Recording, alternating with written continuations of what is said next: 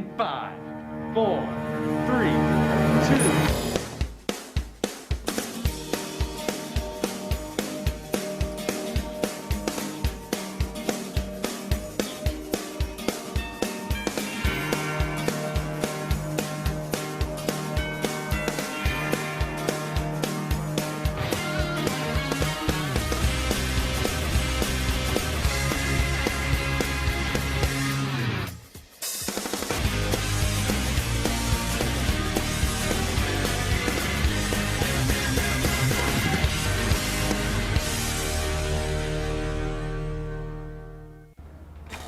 What's poppin', Bears? Also, if you want a pair of these sweet sunglasses, you can go outside the LC2 and pick them up. Coming up, we look at changes from COVID, spring athletes, and the musical. Ohio now has 61 cases of the B117 variant of the virus that causes COVID-19, up from 33 on Sunday. The cases have doubled, meaning the variant seems to be picking up pace. Ohio officials have been saying for weeks that they expect the new variant to be the dominant strain come April. So far, the vaccines currently in use against COVID-19 seem to work against this new variant, along with another variant that has one reported case in Franklin County, that being the P1 variant originated from Brazil. Manufacturers are currently working on booster shots, just in case. Mr. Theotto wanted to tell students to have an enjoyable and safe spring break. Please help us stay in school full time by wearing a mask and socially distancing over break. If you're traveling, please be sure to follow the appropriate travel guidelines and restrictions as it relates to COVID-19. But above all, enjoy your time away from school, and we'll see you in about a week. Claudia took a look at some of the new COVID guidelines that were put in place after students returned to school 5 days a week. Many changes had to be made to accommodate for students to go back to school 5 days a week. Mr. Theotto talks about some of the guidelines that were put in place. Face masks are required while you're in the building. The only time face masks will be off is during lunchtime. You can take the mask off while you're actually eating. Now that we're all in, and as you look around your classrooms, you're closer than what we've been in the past. So really, we're gonna have to look out for each other a whole lot more than we have in the past, because those folks sitting around you within 6 feet are going to have could be quarantined based on whether or not you are taking care of yourself coming to school. So if you are identified as a close contact within 3 to 6 feet of somebody in the classroom, you will continue to be allowed to come to school. You will not be able to go to your extracurricular events, go to the grocery store, those type of things. If you are identified as a close contact from 0 to 3 feet in the classroom, you'll be quarantined from everything, including the classroom. This has been Claudia DeCapua reporting for the WARL. We will continue to update as more restrictions are put in place as the school year continues.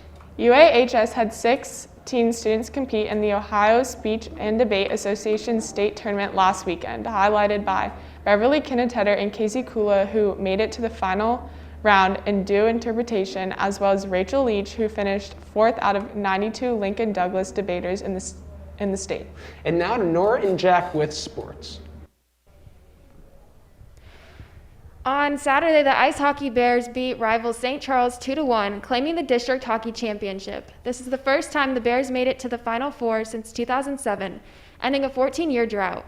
They go on to play St. Ed's this Saturday, March 6th. The game will be live streamed on the Hockey Bears Twitter at UA_ice_hockey, or check out at Score On Air YouTube channel for full video commentary of the game. On Sunday, senior Golden Grapplers Jacob Shanklin, Jake Thomas, and George Orlando punched their ticket to the OSA State Tournament that's coming up this weekend. Congrats to men's aquatics for placing second in the state meet behind Cincinnati St. Xavier at the end of February. Avery Voss took first in the 100-yard free, and the Bears also won a title in the 200-yard free relay. Last night, the JV men's water polo Bears started the season strong with a 9-9 tie against New Albany, and varsity took a huge 19-0 win. The water polo Bears will be back in action after break, hosting a home tournament on the 20th. The girls' water polo Bears also started off strong last night with a 15-6 win against Thomas Worthington. And now, Cameron shows us this new app that's making people money. While not everyone can enjoy the game of basketball like the players do, people still like to find other ways to entertain themselves while watching basketball. Some of those ways are collecting sports cards, which millions of kids and parents like love them. But now there's a new way sweeping the nation, and it's a new craze at that. It's called NBA Top Shot, which makes people money while collecting online sports cards. I'm going to show you that now. In order to get to NBA Top Shot, you have to go to NBATopShot.com. As you can see, there are many options on the website, and also there is a pack button that I will click on. The packs typically cost around $14, but this one cost $199. Why is that? Well, you can pull moments such as these LeBron James out of that pack, which go for, as you can see, a lot of money. Of course, if you don't want a moment like that, you can pay $14, but you may not get something as good. Now, what these cards actually look like, as let's click on a LeBron James here, it's almost a highlight, and people love watching LeBron James dunk. This has been Cameron Koffel reporting for the WARL. That one in. Yeah, sure it did, Koffel. Player of the Week goes out to Upper Arlington hockey goaltender Garrett Alderman for his superb play against St. Charles, stopping 26 of 27 shots, and the only goal coming in the 12th minute of the first period. It's 3 weeks until game day for the baseball Bears. The first game after break comes on March 27th and is a doubleheader. They face against Latrobe and Baldwin in Pennsylvania. You can support the softball Bears this season by checking out their new spirit wear. You can see the store by going to twohorseapparel.com/UA softball. And good luck to Upper Arlington alumni Bo Hogue, who is playing in the Players' Championship this week. He tees off today at 2:06, and you can follow his round at pgatour.com. And now to call in with Mrs. Deal on March Book Madness winners. Welcome to Community. Joining us this morning is Mrs. Deal to reveal the winner from March Book Madness. The finalists this year were Lord of the Flies and Animal Farm. But before we get to the winner, what can you tell us about the Final Four books selected by the students and staff this year? Well, this year's Final Four was Fahrenheit 451 versus Animal Farm, Lord of the Flies versus The Hobbit. Like college basketball, do you see some powerhouse books making deep runs into the brackets every year? Every single year, Lord of the Flies, To Kill a Mockingbird, The Great Gatsby, those are usually the top three, but Scythe goes in there every once in a while too. Awesome. And now for the winner. Okay, this year's brackets were crazy. There was no bracket that wasn't busted. 2021, here it is again. So, the winner of the book bracket was Animal Farm, and we had to count number of responses that were right. So first place goes to Summer Powell, congratulations. We had a tie for second, Mason Huber and Paige Stevenson. Third place was Addie J and Seth Lute, and Mr. Bills won the staff bracket. So students, your gift cards will be emailed to you, and Mr. Bills, I will get your gift card to you. Thanks everybody for participating. Awesome. And finally, are there any books that you would recommend us reading over the break? I would love to recommend books, of course. Concrete Rose is the prequel to The Hate You Give, and it is fantastic, as well as the sequel to Ready Player One. It's called Ready Player Two, and it's pretty awesome as well. Thank you, Mrs. Deal. You're welcome.